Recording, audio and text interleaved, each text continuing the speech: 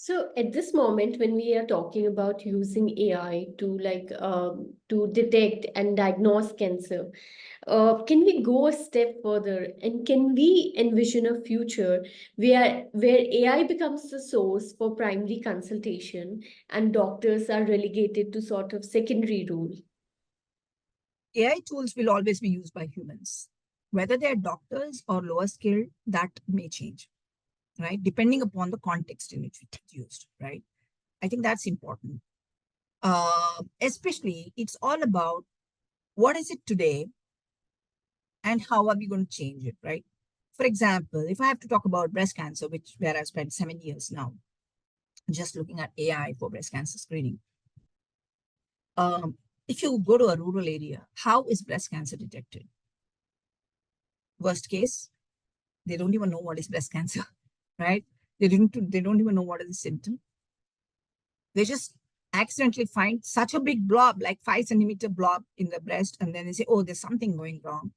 Or maybe blood oozing out and they can't hide, they have to talk about it and then they go in. That's sort of the one really worst case scenario, but that is how it is in so many parts of India.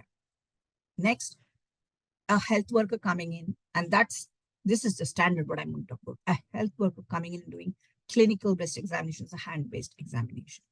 And this is the guideline in the NICPR, National Institute of Cancer Prevention, or ICMR, it's part of ICMR, which says that hand-based examination is standard for India for rural screening. Now think about it. Instead of this, if the same lady is given a little bit more sophisticated tool, which can not just detect 2 centimeter and above, which is stage 3 and above, or not just detect all lumps, which can be so many, 60% of them being false positive, but it can give her a tool which can actually identify more precisely the people who need to be brought to the next level. Why not? Why can't this AI tool be used by a health worker who is a non-doctor? And I think here the triaging use case, especially in countries like ours, where there is really, what is the current state is what I mentioned, right? Over that, this is definitely superior.